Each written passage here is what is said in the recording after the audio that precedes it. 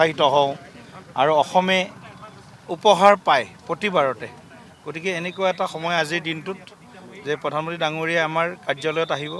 গতিকে আমি কাৰ্যালয়তো সকলো কাৰ্যকৰ্তাই অধীৰ আগ্ৰহেৰে বাট চাই আছোঁ। হাজাৰ হাজাৰ কাৰ্যকৰ্তাই তেখেতক এই ওচৰতে কাৰ্যালয়ৰ ওচৰে পাঁজৰে তেখেতক সম্ভাষণ জনাব।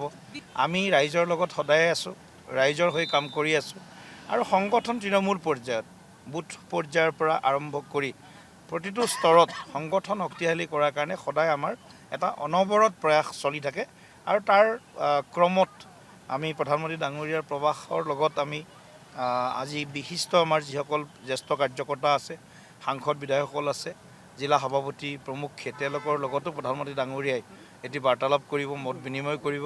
গতিকে ইয়াতকৈ আৰু বিজেপি কৰা কাৰ্যকৰ্তাক হয়তো বেলেগ আৰু উপহাৰ নালাগে যে প্ৰধানমন্ত্ৰী ডাঙৰীয়াই পোনপটীয়াকৈ আজি জিলা সভাপতি, জিলা প্ৰভাৰী, জ্যেষ্ঠ কাৰ্যকৰ্তা, সাংসদ, বিধায়ক তেওঁলোকৰ লগত কথা পাতিব। গতিকে আমাৰ কাৰণে আটাইতকৈ উপলব্ধি ভাৰতীয় জনতা পাৰ্টীৰ ইতিহাসত প্ৰধানমন্ত্ৰী ডাঙৰীয়াৰ অসম ভ্ৰমণটো বহুবাৰ হ'ল, কিন্তু প্ৰথমবাৰৰ কাৰণে বিজেপি কাৰ্যালয়ত অহাটো আমাৰ কাৰণে সুখৰ, আনন্দৰ, গৌৰৱৰ আৰু প্ৰাপ্তিৰ অনাবিল মুহূৰ্ত। উৎসাহিত হওঁ আৰু অসমে উপহাৰ পায় প্ৰতিবাৰতে। গতিকে এনেকুৱা এটা সময় আজিৰ দিনটোত যে প্ৰধানমন্ত্ৰী ডাঙৰীয়াই আমাৰ কাৰ্যালয়ত আহিব। গতিকে আমি কাৰ্যালয়তো সকলো কাৰ্যকৰ্তাই অধীৰ আগ্ৰহেৰে বাট চাই আছোঁ। হাজাৰ হাজাৰ কাৰ্যকৰ্তাই তেখেতক এই ওচৰতে কাৰ্যালয়ৰ ওচৰে পাঁজৰে তেখেতক সম্ভাষণ জনাব।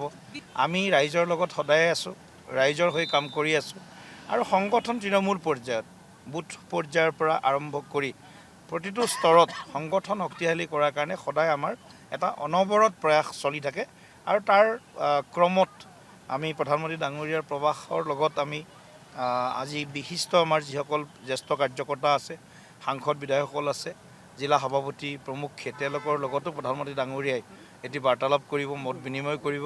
গতিকে ইয়াতকৈ আৰু বিজেপি কৰা কাৰ্যকৰ্তাক হয়তো বেলেগ আৰু উপহাৰ নালাগে যে প্ৰধানমন্ত্ৰী ডাঙৰীয়াই পোনপটীয়াকৈ আজি জিলা সভাপতি, জিলা প্ৰভাৰী, জ্যেষ্ঠ কাৰ্যকৰ্তা, সাংসদ, বিধায়ক তেওঁলোকৰ লগত কথা পাতিব। গতিকে আমাৰ কাৰণে আটাইতকৈ উপলব্ধি ভাৰতীয় জনতা পাৰ্টীৰ ইতিহাসত প্ৰধানমন্ত্ৰী ডাঙৰীয়াৰ অসম ভ্ৰমণটো বহুবাৰ হ'ল, কিন্তু প্ৰথমবাৰৰ কাৰণে বিজেপি কাৰ্যালয়ত অহাটো আমাৰ কাৰণে সুখৰ, আনন্দৰ, গৌৰৱৰ আৰু প্ৰাপ্তিৰ অনাবিল মুহূৰ্ত। উৎসাহিত হওঁ আৰু অসমে উপহাৰ পায় প্ৰতিবাৰতে।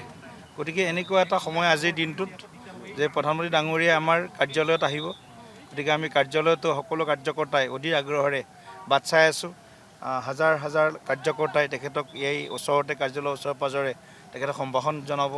আমি ৰাইজৰ লগত সদায়ে আছোঁ, ৰাইজৰ হৈ কাম কৰি আছোঁ আৰু সংগঠন তৃণমূল পৰ্যায়ত বুথ পৰ্যায়ৰ পৰা আৰম্ভ কৰি প্ৰতিটো স্তৰত সংগঠন শক্তিশালী কৰাৰ কাৰণে সদায় আমাৰ এটা অনবৰত প্ৰয়াস চলি থাকে আৰু তাৰ ক্ৰমত আমি প্ৰধানমন্ত্ৰী ডাঙৰীয়াৰ প্ৰৱাসৰ লগত আমি আজি বিশিষ্ট আমাৰ যিসকল জ্যেষ্ঠ কাৰ্যকৰ্তা আছে, সাংসদ বিধায়কসকল আছে, জিলা সভাপতি প্ৰমুখ্যে তেওঁলোকৰ লগতো প্ৰধানমন্ত্ৰী ডাঙৰীয়াই এটি বাৰ্তালাপ কৰিব, মত বিনিময় কৰিব।